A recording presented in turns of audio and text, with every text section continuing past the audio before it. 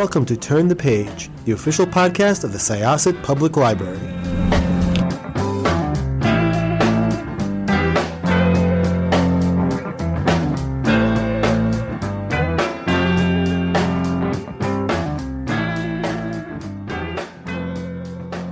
Hello, I'm Jenn, and this is Turn the Page, the official podcast of Syosset Public Library, and I would like to introduce you to this week's guest. Could I ask you to introduce yourself and your book? Yeah, hi. My name's Hilary Campbell, and my new book is a graphic memoir called Murder Book that explores my lifetime obsession with true crime. That's great. I first off, I love the title. Like every time that I've said the title to somebody, they've just laughed and they've like instantaneously have gotten like a sense of what it's about and like what it's going to be.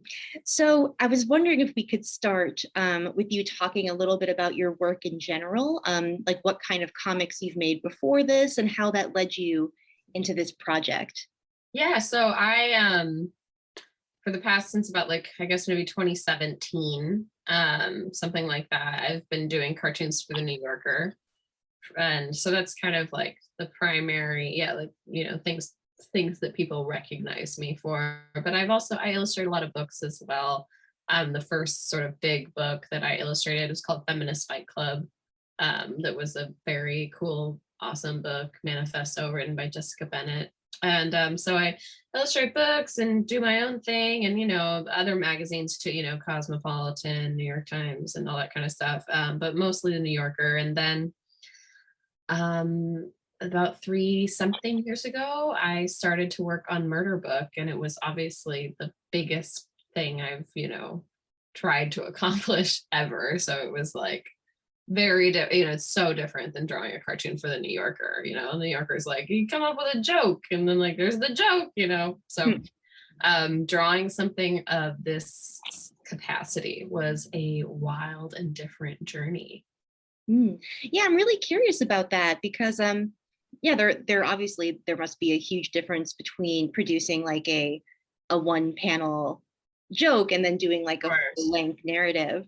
Yeah. What was for you like the biggest challenge in making that leap? Oh man, I mean, well, like stamina was a big problem. Just trying to, I think just initially starting to approach a project that big, it is very daunting, very nerve-wracking, and having the feeling of where do I start? I think I have all these ideas, but I don't know really where to begin. And then that can just sort of give you anxiety, and then you don't begin. And so it's the New Yorker is more like you try to think of a couple of jokes throughout the week, and then maybe on Monday or Sunday you're like, I'm gonna sit down and draw these 7 jokes, and then I'm gonna send them on Tuesday, and that's just kind of it. So this was obviously a much more introspective process, and a lot of just boxes filled with notes and jokes and different ideas and different stories and thoughts that I've had, and scrolling through all my old notebooks and trying to find any time at any point that I ever wrote down anything even remotely related to true crime. So it was, I mean, I'd never done it before, so it was I was certainly making it up as I went along. I was like, well, I don't know, I guess this is what I'm going to do. And I read a lot of graphic memoirs leading up to starting my book to sort of really, because I actually hadn't read a lot of them before, and now I'm super into them, but it wasn't something I consumed a lot of before becoming a cartoonist. So the works of obviously Roz Chast, and the woman whose name is this Ellen, who wrote Marbles? Anyways, Ellen something, I'm totally blanking, and Julia Wirtz, and then I would read Julia Wirtz I'm friends with, but I love her graphic memoirs, and then I read about her process, which made me feel much more comfortable, because there's all these people that are you do a whole big first draft, and then you look at it, and then you start from the beginning again, and I was like, oh no, I can't work like that. I'm so impatient. I want to just start drawing it, which is maybe stupid, but then I like read Julia's notes and she was like, I only sketch like 10 pages ahead at a time. And then I just kind of work like that. And then I was like, I'm going to try to follow her model of like, I have these ideas, I'm going to do these little chunks and then just see how they come together. And then that's what an editor's for, obviously. Thank God I have a very patient editor.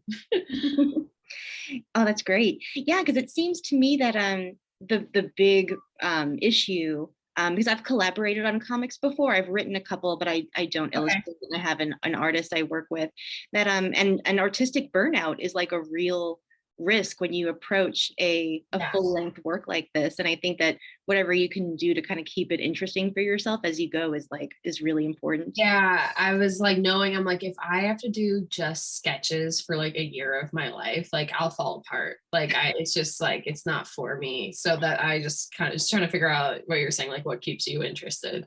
So I was like doing different chunks at a time and certainly led to me probably having to deal with more editing later on, but I was like, whatever, but it's burnout was real. I mean, I started to have hand issues too, like because you're just drawing that, I'm not used to drawing that much. Like I draw every day, but like not like so much forever drawing and then moving over to coloring and like, because so I draw on paper, but then I scan everything. And then I do in Procreate, I just add like gray scales for that, like with other stuff, I do inking as well. But for the book, it was gray tones in Procreate. And then there's like, like the looking at the iPad in your eyes, I was getting like those blue light glasses, wondering if those will work. But it's a much more like 9-to-5 job than I've ever sort of taken drawing as seriously. Like before, it's like I just do little spurts here and there and I run around. Maybe I draw at nighttime, I draw over here. But this was like, oh my God, I'm really going to have to like get up and I'm drawing from 9 to 5. And then I'm putting the pen down so that I can like not have a heart attack. Yeah, I guess routine becomes really important because it does. Yeah. My friend Sophia Warren just finished her book that's coming out next year, and it was like we all like had a party for it because it was like the second you put the pen down and you're like, I really did it all. It's like, holy shit, feels so good. And then feels really strange because you're like, oh my God, what am I gonna do tomorrow? Like I've had this like rigid thing. So I totally had a little emotional crisis when I actually finished the book. I was like, oh, what? Like, oh, I bet. Yeah, because you spend all that time building a routine and then disappears. Exactly. Wow. So I'm really curious about, and you talk about this in the book, about when your true crime obsession began. And I know you mentioned in the book that it's sort of like a family phenomenon for you. And I was wondering if you could talk a little bit about that, about how your family helped to shape this interest. Yeah, I mean, it was kind of hard. Like, I think it's like when I started to write the book, I was initially like, oh, I think it began like when I saw the Zodiac movie. But then the more I thought about it, I was like, actually, it's probably like seeds of it were much earlier in my life. So yeah, the thing was like the main idea I had, I mean, I wanted to basically write a book about my mother and I was trying to figure out how to do it. Like, I was like, there's these other ways. And then true crime kind of became the way to write a book mostly about my relationship with my mother. And then I was talking to my sister. I'm like, why do you think we like true crime so much? And she's like, yeah, well, because of Mom. And then I asked my mom, I'm like, well, why do you think you like it so much? And then she's like, because of my mom. And I was like, okay. Like it's like seemed to be this sort of like funny little passed down trait. And then even my great grandmother apparently also was like very much always like reading those, like, I mean, back then obviously it was in different format, but reading like detective magazines and books like that. So it definitely appears to be in the genes. It's a hereditary issue. That's so cool. And it is like an interesting thing to bond with family over, but I also think it totally makes sense because they're like emotionally charged stories, and like sometimes they have resolutions, but oftentimes they don't. And so they can kind of like stick with you for that reason. I think the reality is like, because a lot of people are like, how can you write something funny about murder? And I'm like, this is what everyone's doing. I mean, to me, this was every dinner table conversation I've ever had, so I'm like, and I know from true crime fandom, of course, it's like not fandom, but whatever you want to call it. But everyone's at home having the same conversation. So it's like, I just wanted to put that to paper of like, we're all like, we're not laughing at murder, but like, there's just these ridiculous stories that you hear and you share with each other. And then you're like, what? Like, and there's weird excitement and scary feelings. And like, I hope that doesn't happen to me and everything. And it's just kind of like, for me and my family, it's just very much a part of our like dialect or whatever the word is like, it's just a part of like how we speak to each other, is like making a joke, you know, somebody over there and you go, well, I hope they didn't kill him, you know, like just sort of like always making jokes about murdering each other, you know. And I think that, you know, that leads me into another question, that something that I really enjoyed about the book is the tone and this sort of like fine line that you walk, because it obviously is very humorous and you treat the topic with some levity, but you also maintain like sympathy for the victims and you treat it like seriously. And I was wondering about how you landed, you know, on the tone that you adopted for the book. Yeah. Well, I guess it's really just how I talk, is like is the way the book's written. It's like, it's as if I've just been talking for, you know, 3 hours or something. Like it's because I wanted the book to feel conversational, just kind of feel like you're, you know, talking to your mom or your friend about this thing that we're all obsessed with. And so it was sort of doing the balance of like, I'm going to tell you a dark story, but it's going to remind me of another funny story. And then I'm going to come back to the dark story that'll also bring up another tangent of like a joke that made me think of a different type of joke. And then I'm going to come back to the darker thing. But then, so it's kind of like all these asides basically, and a lot of like little commentary put in. And again, which is how I talk. Like someone said to me, like, this book is a tangent. And I was like, yes, that is true. Like I go off on a lot of tangents, and that's just, that's my personality, quite frankly. So I mean, my editor definitely would like, you know, find places where she'd be like, yeah, maybe not, like, don't do that there, like kind of keep it more serious in this area. But I can't say I thought too much. I mean, I thought about it, obviously, but it's kind of just very natural to me to be like, oh, this is a story, and this is another story I have, and here's another story, and I don't know, they're all coming together. So it in many ways just kind of, you know, that's that annoying classic line that people say, they're like, it just came out of me. I'm like, it kind of did, I guess. It felt natural, basically. Oh, very cool. Yeah, because I think it's like enormously successful, and the way that you use like different stories as lenses into both like your family and your, you know, your personal life and all these other topics. Like it's really a very interesting book. I really enjoyed it. Thank you. I tried to do so much. Like when I was like, you know, when Anders McNeil bought the book, they're like, how big is this book going to be? And I was like 500 pages. And then I like had to come down off that. But then it was like, I could have gone further, but I was tired. But it was like, there's so many things I have to say about the genre and about different crimes, and then about my, you know, and then about like women, you know, so it's like all these things that I was trying to interweave. And who knows, maybe I'll, you know, do a volume 2 of it or something and kind of do some more crimes and stuff, because I could talk about this until the end of time, really. But I wanted it to read as like part history of true crime as a genre in general and part memoir. So it was fun to go back and forth in between the chapters, and I think that's what keeps the book interesting, is like you're over here, then you're gonna hear this different story, then you're gonna come back here, and like it sort of keeps it exciting, I guess. Yeah, absolutely. And it lets you I think that bouncing around is like what helps with that like tonal balance that you achieve. That you can like put one story on pause for a second and let it breathe or let it simmer, and then, you know, talk about something else for a little bit.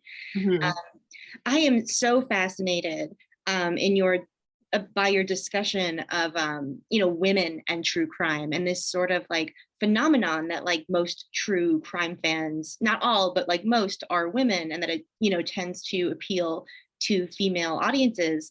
And I wonder if you could talk a little bit about that, why you think the genre appeals so much to women.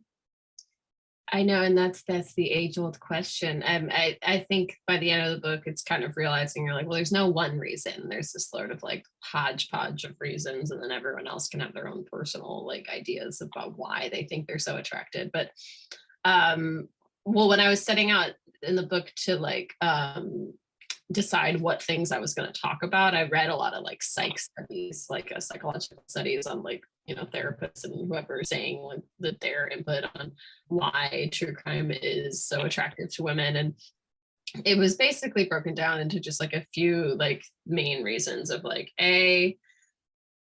humans, and this part isn't female, it's just like that, like you're just it's normal for the human brain to be fascinated by something awful. Like it's like watching a plane crash or anything and like being like, you can't look away from it because it's not happening to you too. So it's like, it's at a distance and you're like fascinated by whatever this thing is and you want to know more about it. And I think that like, especially with crime, you want to know like, well, how did that person end up there? Like, how did all these things come to be? And like, and so then the other part of the thing is like watching true crime is sort of learning how to keep yourself safe. Like you might not be consciously thinking that, but more on a more subconscious level. And because in America and most of the world, the true crime that actually gets put out, that's like in the news, that's books being, you know, books, podcasts, whatever, for the most part, up until recently, you know, is women being killed mostly by their lovers, right? Or a serial killer. Mm-hmm. So at that point, you know, with that, it's like, okay, so women are more into it, identifying more with it because they can see themselves in the victim. And so then it's like the fear, well, that could be me. So it's like a sympathy thing, but also a fear thing. And then that, you know, that's like not like statistically, obviously women are actually not murdered as, you know, it's like, I think men are more murdered. What a fun sentence. Men are more murdered. They're just more murdered. And but that's not what you see on Dateline or 2020 or, you know, all of Anne Rule's books. Or, you know, it's like it's women, and of course it's white women too. But I make a point in the book of like, I think a lot of like hack comedian joke thing is like only white women watch true crime, and I'm like, that is for sure not true. Like it's like, I'm sure I know white women do love true crime, but so do Black women and Asian women. Like I like it's not, you know, just a white woman thing. But obviously in the news, it's white women who get like the press. I'm losing myself. I'm talking all over the place. But there's all these ideas. And then it's like, and then it's the vicious anxiety thing of like, well, now I'm like addicted to this thing. And then I'm actually more anxious that like something's going to happen to me, but I want to find out more. And it's like this. So it's also prone to women with anxiety disorder are also major true crime addicts. Yeah, I think that's like why I was initially drawn to it too, because as somebody who is like a generally anxious person, it's nice to watch true crime, and like horror functions this way too, but it's nice to watch something and know what you're scared of in the moment, you know? Like you're like, oh, I'm afraid of this thing, but it's, you know, I read some studies talking about how like it's like experiencing being on a roller coaster, but you're not actually on it, so you yourself are safe. And you can watch and you can live through all the emotions and fears and feelings of everything that's happening, but you know you're safe the whole time.